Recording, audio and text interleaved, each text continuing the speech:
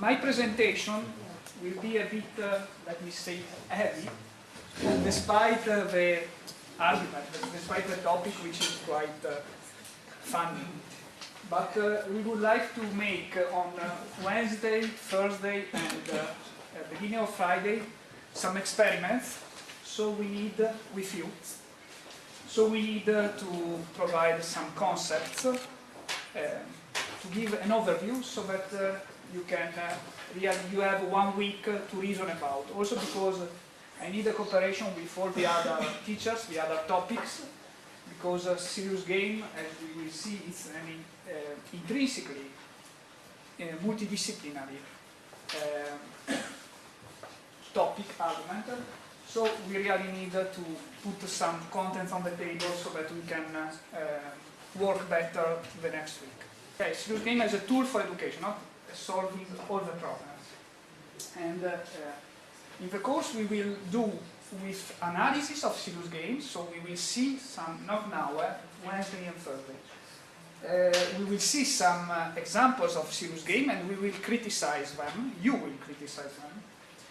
And then we will do some design of serious games. Okay, so the teams that you have built will have some challenges, will have some requirements and build, design actually, some serious game.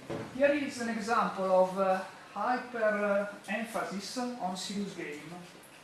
Killer Magazine, which is by the way an academic journal, says it's the difference, okay, between traditional education and the serious game is the difference between watching an actual documentary, this is traditional education, let me say, and serious game would be like going backpacking in the wilderness, so live a real experience.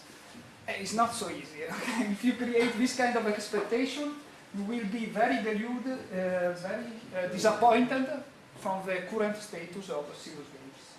If you want to learn and if you want to train people for example, military education, for surgical education, it's important that they learn, not only that they do mistakes, okay?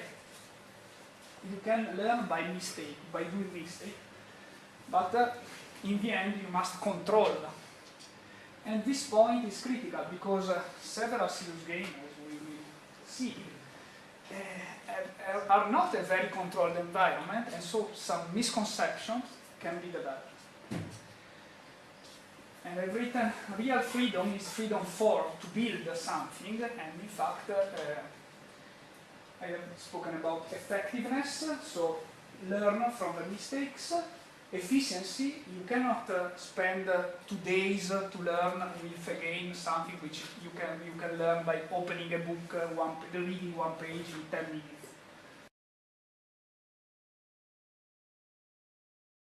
I decided to start for a point for me very interesting, because when you talk about this age, this era, like knowledge era or information era, I think it's a little bit now a true idea, because is it possible in some place like Austria, like Portugal, like Spain, but it's not a real reality. For example, in some places in Brazil, in some places in Africa, in some places, even in Europe, we have places people has no access to Wi-Fi or something like that. Then the idea of knowledge era is like all people in the world could share the same potential knowledge, the same potential tools, the same ideas, and I think this is an ideological lie. Then we I'm trying to talk a little bit about cybernetic theory. The people from journalism who knows that very well, because it's an idea in the 40s. Norbert Wiener tried to understand not so communication device, but about all these connections in the world, about biological, about physical, about archetypical, psychological. Then this idea of cybernet, I think, is interesting to link to the idea of the box, the black box, because the cybernet, the name, came from Greek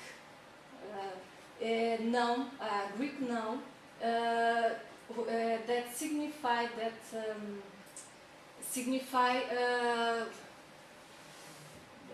to pilot, to conduct a boat.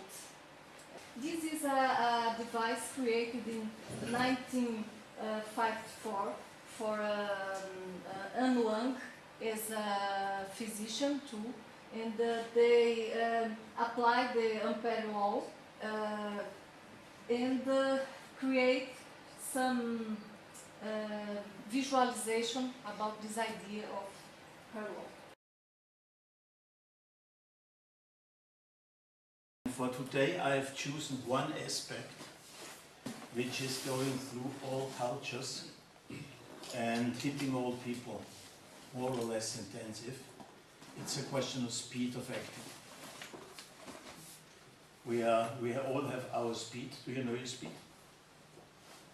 Ever thought about your speed? Who thinks he is too or she is too fast? Only two or more. Who thinks the speed is too slow? We are living in a society in which high speed has become something like a fetish. All people are always running, are always in a hurry. In economics, we are producing in a huge hurry. So we're producing things, and nobody knows when we should consume it then. But we are producing. In the public, always in a hurry. We are always producing traffic being more in hurry. So for example, it wasn't enough to have trams, we built undergrounds. It wasn't enough to go by train, we are going by plane. And so on and so on. Any activity on stage has not only one point, as many people think, it has at minimum 3. Some people say 5 because they count the steps behind the stage to the activities. So this is now here the end of our stage. And if we are coming on stage, we come from behind it. Yeah? So, and as you can see me now, this is the first point, the entrance point. And this is the reason for the first break. Think about the actor in King Lear. He wasn't running through the stage. He was standing at the entrance. And if you would like to become powerful, seen as being powerful, it's your first point. And it's time for a break. For a longer break, as you usually mean. So it helps if you say, stand there as long as possible. And don't act too early. And after a while, you go from this point, which will be this one here now,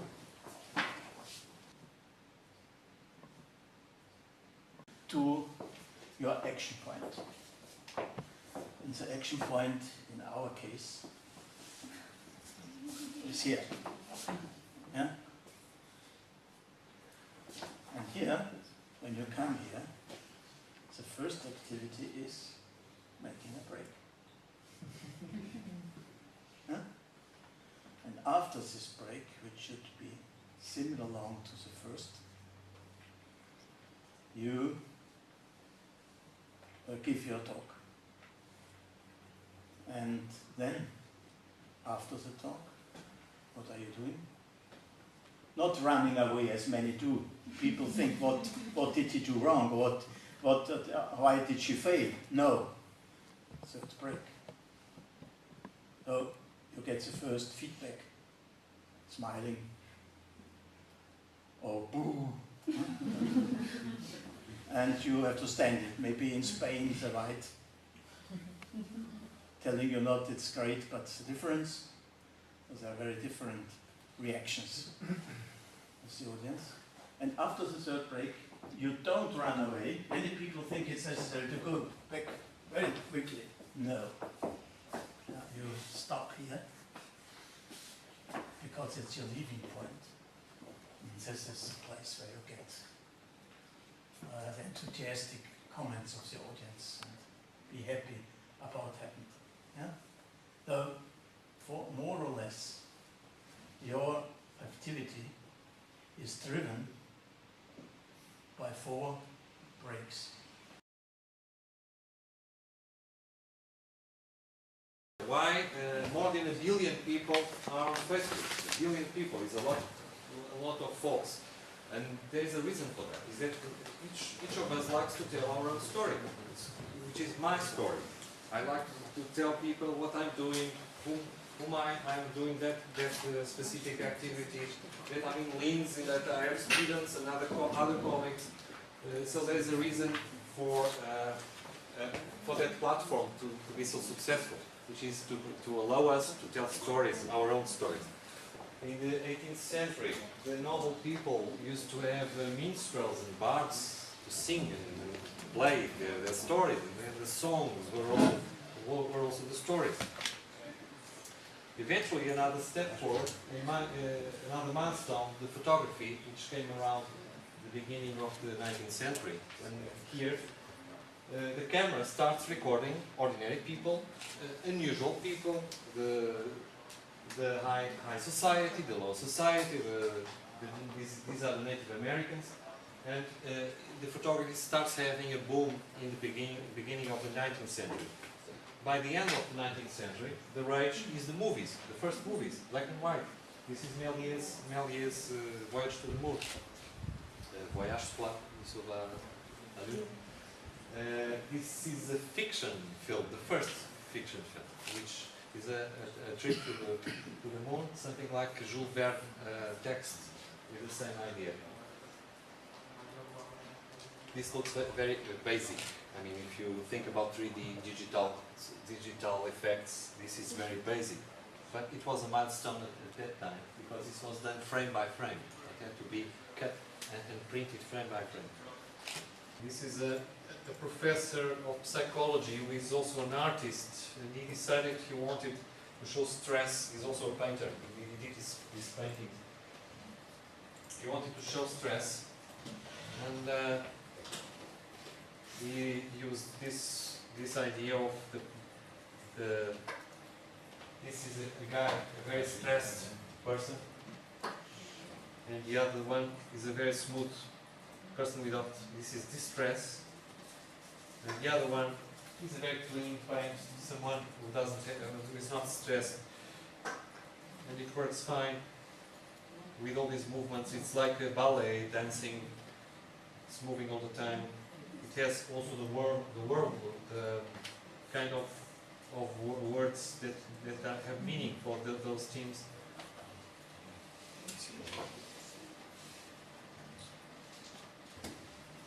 So here, there is not a story by itself, it's just the movements that are showing, and it's interesting just to look at those. It's a different approach. Of course, you can play around with this if you want, but I'm more interested in the stories now than in any kinds of movements that you want to play with, but you are free to experiment if you want. What is visual communication? Visual communication is communication through visual aids. It is portrayed as the conveyance of ideas and details in forms that can be read or looked.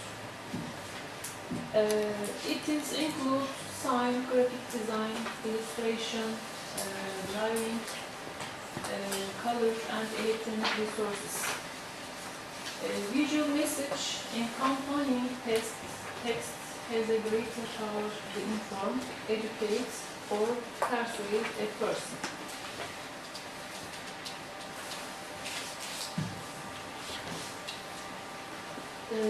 All professionals look at visual communication from three perspectives. Firstly, a perspective of intentions, and second, a perspective of proximity, and third, a perspective of reception. Message categories. We have four categories. Informative message in the photographs.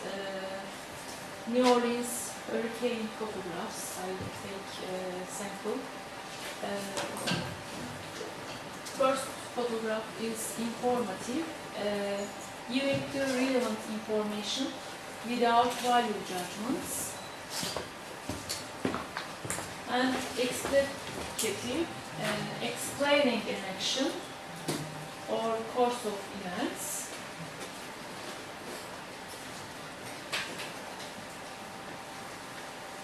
Directive, indicating or encourage a certain opinion to continue to live or sustain life.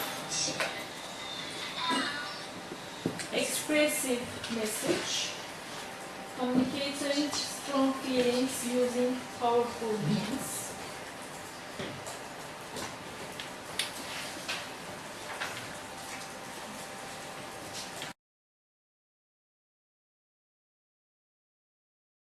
To a plural or even to a learning organization, there are many, many steps between.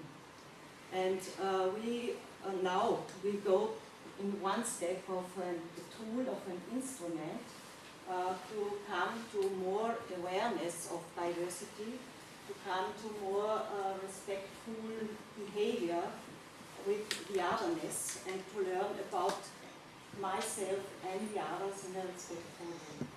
So I think we would start the next step and try to improve your and our awareness about diversity.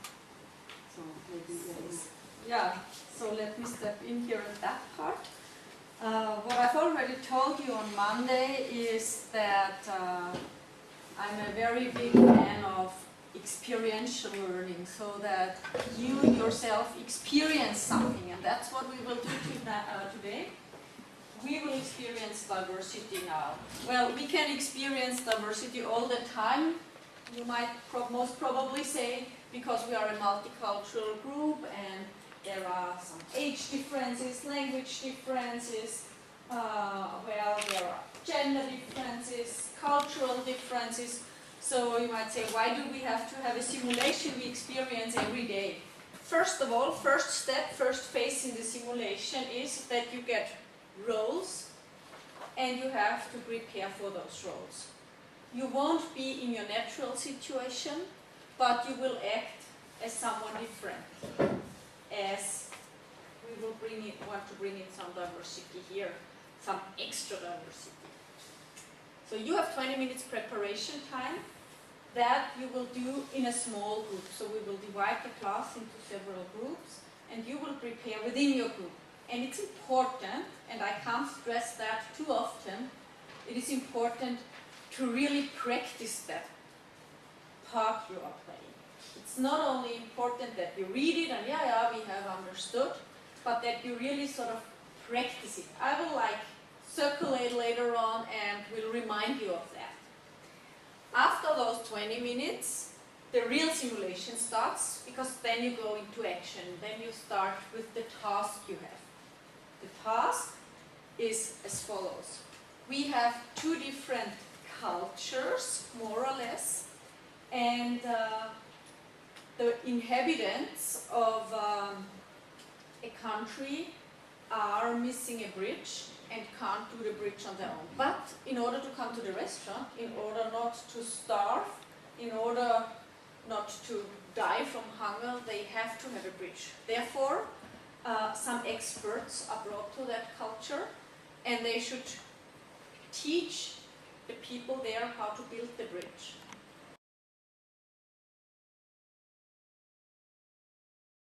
I'm going to try to highlight some other aspects that will help us to somehow have a global idea of what diversity means in another settings. All the people over there, you live in your countries. Yes. All around, look at the whole landscape. And here we have the people who live in more than one country, than their own country. How many other countries? 1.5. Three. Three more? One. So, 2. We have between 1 and 3. Is it okay? So, we have this symbol in the very different places to show us what is the objective of the meeting point. Simplify the meetings. When? What happens? In case of a problem, an emergency, what else? Meeting people you still don't know personally. Meeting people you still don't know personally.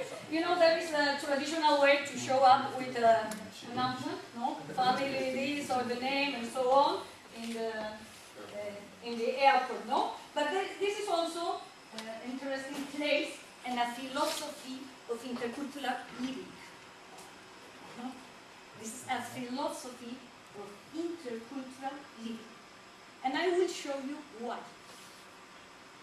Do you see the whole image? You have right there everybody coming from different places, but they need to find a common ground, as they already told us here. We need to communicate well. This was the message that we got. We need to be aware of many things. We need to be conscious of many things in order to start communicating with others. So, in other sense, we need to find a meeting point for the different people and the different encounters.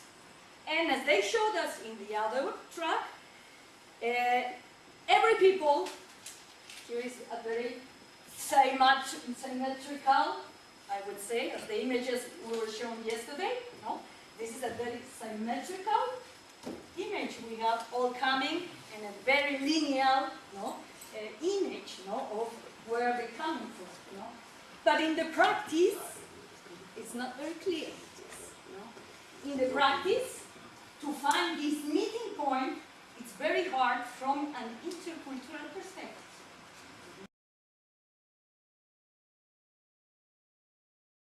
First of all, I would like to give some description about the news. For example, the first one is very famous. When a dog bites a man, that's not news, but when a man bites a dog, that's news. And Lord Northcliffe, British publisher, news what somebody somewhere wants to suppress, all the rest is advertising.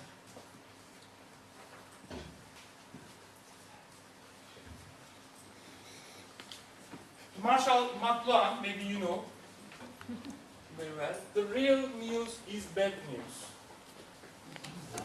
The other one, the automatic American editor, news is anything that makes a reader say gee whiz. It's American style. No news is good news, like this one. For most folks, no news is good news. For the press, good news is not news.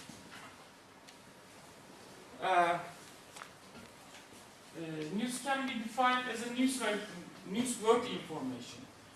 For example, when we start reading a newspaper, first of all, I looked first headline. Why? Why? Yes, please. Because I check if I could be interested in it. Interesting. Because we said before, bad news is good news. For example, all life is normally in our life, in our country, when different bad things, when I saw the newspaper, we think, what happened to my country? What are the important things for right news writing? Accuracy and clarity, you have to use first-hand sources. The other one is double checking of facts. You ask someone, is it true? Yes, she is true. And you have to check the other one.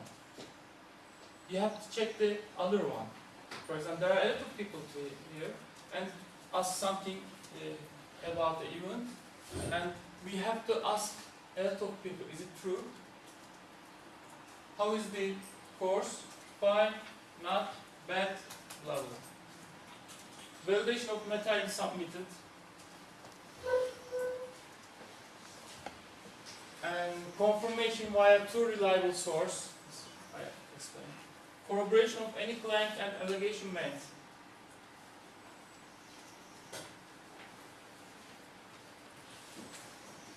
And important things. Neutrality versus objectivity in news reporting.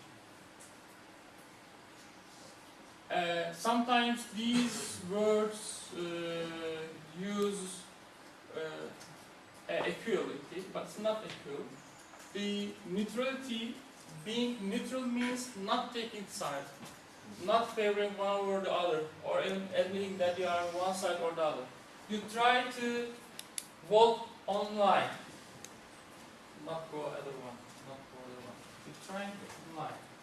But in the objectivity, you are looking for truth. It means that objectivity, that you can admit that you want to one side to win, but you will report on fair and balanced manner. In other words, you will tell the truth no matter what it is. Event of the day. This is the last line of the for the women violence. She's also very young. And the editor-in-chief is this newspaper defends this photographer. And all the journalists ask him, why did you use this picture? Why? His defense is related with attractive to emotion to this problem. If I put this picture like this one, all the women and men looks and understand that situation, and maybe this will be it's a course, like a course. We will try to prepare like a blog. So, for example, we can use maybe Tumblr or WordPress, and we will prepare official blog site about this project. And first aim is covering the arts. It's famous true Ars Electronica. First aim is covering the Ars Electronica. There are four main things about festival: exhibitions, concerts, and some conferences, and the other, for example, Future Lab, etc. So we will try to little reporting groups about these actions, activities, and all groups prepare some news story about all exhibitions or whatever, and we will promote all things in our university's website, etc. And why we use these and because online journalism is getting faster, and traditional journalism is little. It's not powerful like this. Because 10 years ago, all the people read all history on print paper, but the 70 or 80% people in all European countries and other developed countries read all news on website.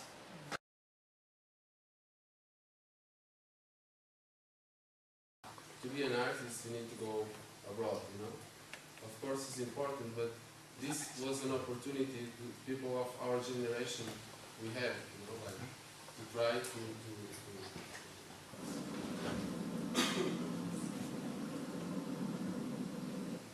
So this was just manipulating of a 3D grid and 2D objects, and a very archaic system where we put a light like this, and when you put your hand, the hand stays in the light, so the camera will capture the hand. Well, you see here the light.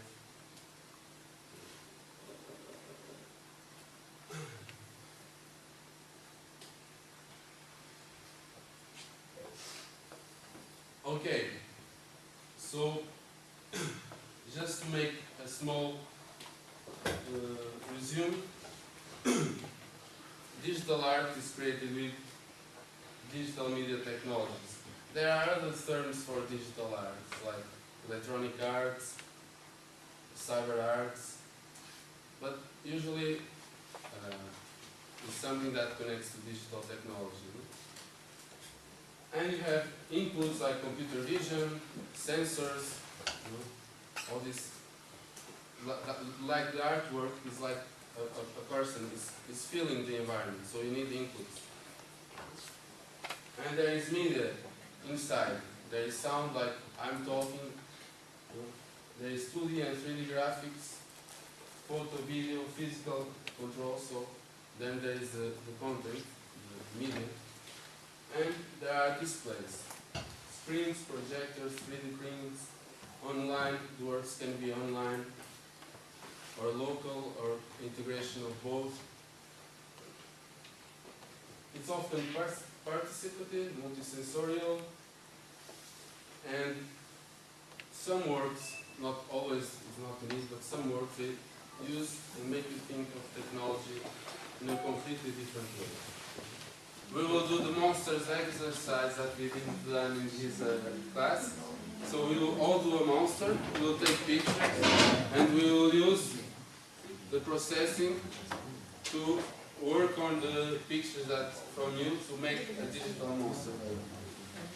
So I think it will be, and then we will take these images, and I want you to write a bit of reflection about what you've done.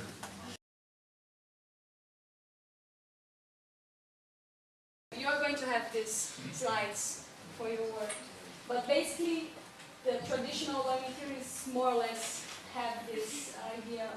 In the behaviorism, it's like learning is reaction. So you are conditioned to learn something. For example, if you do it too many times, you're going to eventually have it in your mind. So the child learns to speak by the repetition, or you learn how to answer a question by answering it many times. And the focus is on remembering, basically, understanding and remembering the information.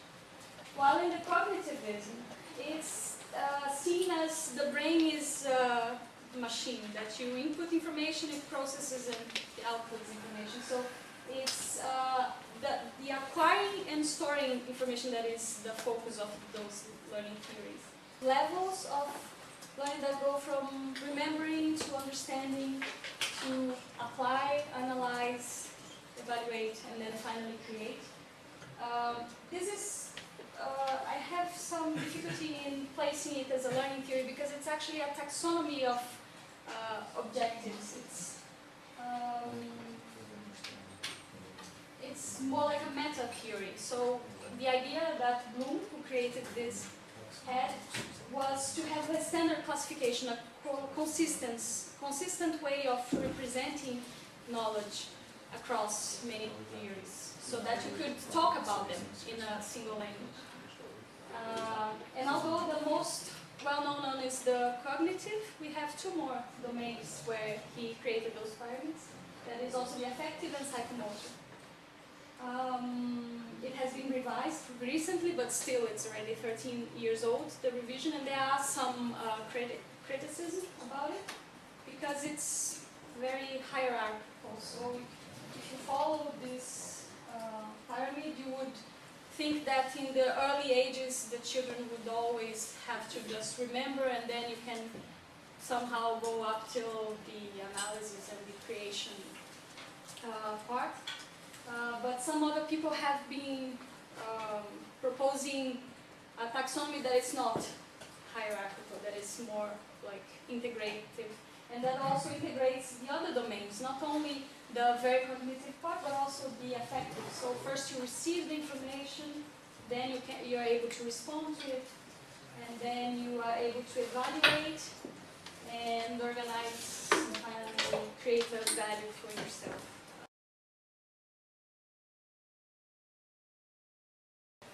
What kind of social software do you know? Just Facebook. Something else? Twitter. Babu. Okay. Have you used them for learning or teaching process? Which kind of social software do you use in learning or teaching process? Only? Science? Gmail website. Okay. Google website. Google Docs a lot. Okay. Yes, yes, good. I use 80% Google Docs. Yes. Okay. The first time was mentioned the term of social software on 2002. And after this, the three most important things how to know which is social software. It is web-based. You don't need to download any program software to your computer. It's free. And it allows you to cooperate or to share something with others. So the first teamwork. Please open the document. You got the paper. There are web link as well, but you may write it through your internet page. bit.ly NewTooKnow. And there are Google Docs where you can find first tasks. This means after clicking on the link, you get to the Google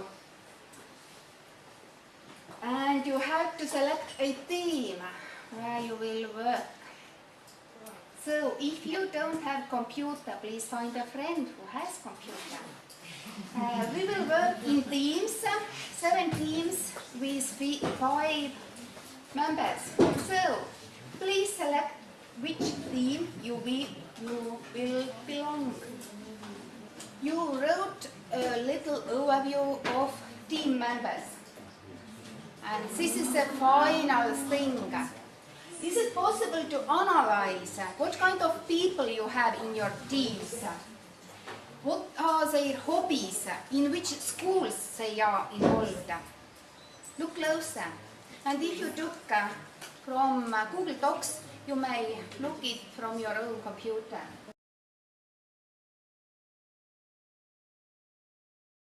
The important thing is that information that you give us can answer some points. What you need is to have an idea about the requirements from your stakeholders. We provide you with a list of topics. This serious game, so the design is not free, but we have to provide a design for a specific topic. And these topics are more or less related to the summer school focus that you have in these 2 weeks. And so more or less you can have the requirements from stakeholders. So I provide you some example, and at the end of my example I also provide you with some questions. An important point that we have just talked about this morning. The first game that I show you is named C Game. The idea behind C Game is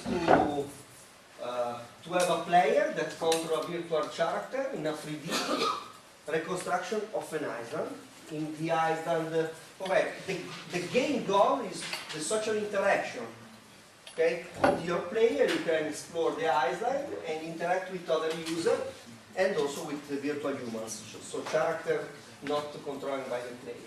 What you can do during the exploration, you can walk around in the island to meet other persons. You can find also several settings, beach marina, a small marina, beach, a site with jet ski, rental and so on. The serious aspect, promote sea good practice. Because there are a lot of people that use our SIA in a not right way. For example, using the right way jet ski is not a common behavior.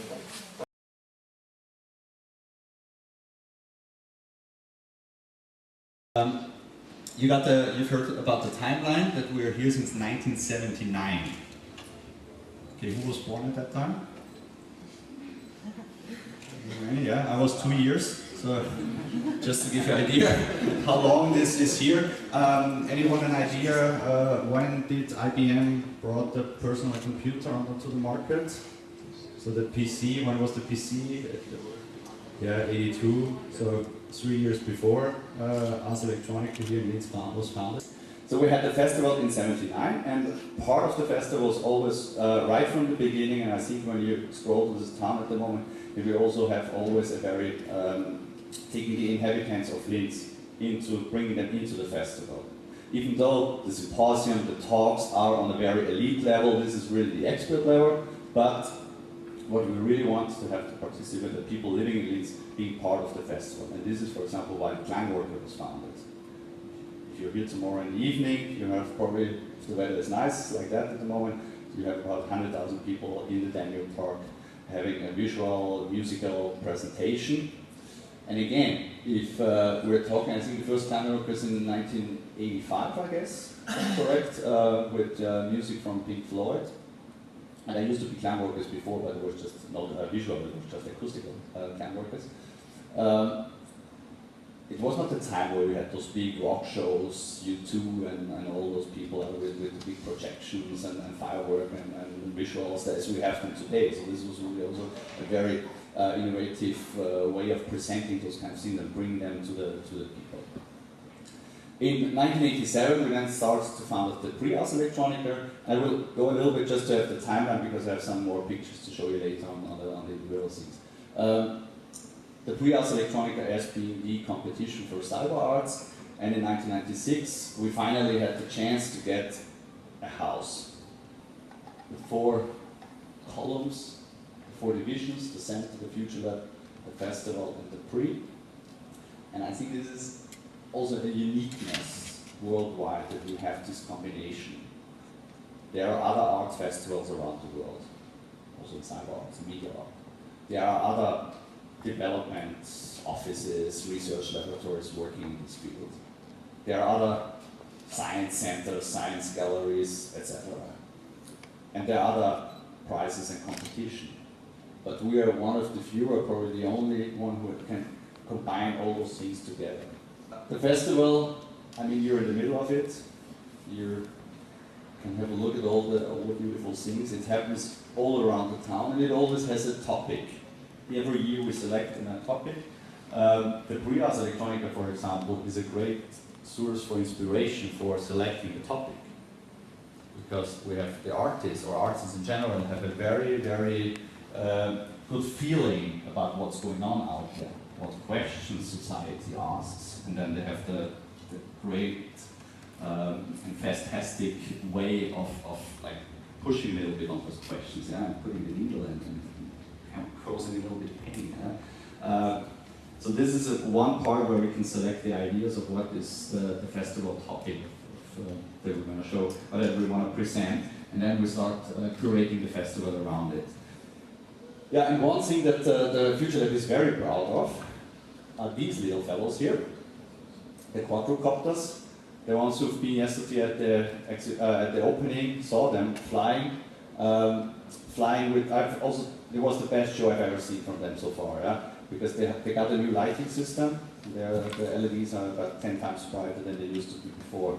These little quadrocopters, or actually we have a swarm of those quadrocopters. It's 50 of them that we can control simultaneously. They all have a LED under these, and then they start flying up into the sky and form a 3D flying screen, sculptures, whatever you want.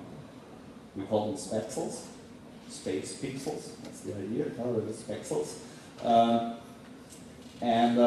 I think they can transfer into anything. They become a display, they become sculpture, can become architectures.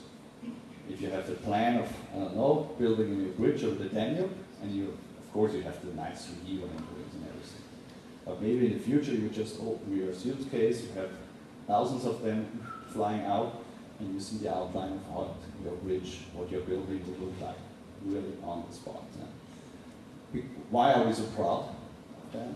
Because we're Guinness Book World Record leader in the biggest autonomously flying swarm of quadrocopters, and particularly outside. And we're very proud not only to be in this Guinness Book, but there's a lot of research going on in these fields. If you go on YouTube, you find thousands of videos having quadrocopters playing tennis with each other, juggling, all those kind of things, making nice sculptures, movements, everything cool, yeah? But they were all done with, I think that the best thing is about 20 of them, and indoor. We are flying outdoor with those things. Yeah. This is a very big difference, and this enabled us to, no, other way. The first time that they were presented was last year, and that's why we developed them for last year's Klangwerke, for this big concept that I was talking about. They were part of last year's Klangwerke, so we presented them. And it raised quite some awareness, of course, all around the world. And actually there was one company called Paramount. Probably know it, yeah? Paramount.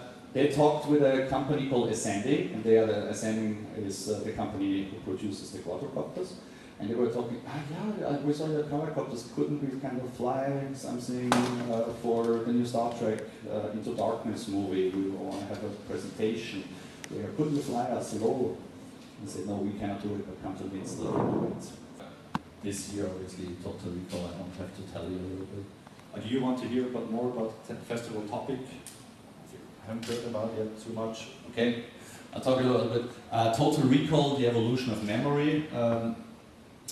Why do we take, you probably know the title, coming from the film with the Austrian, yeah, Arnold Schwarzenegger. But it's actually based on a book, actually just on a short story.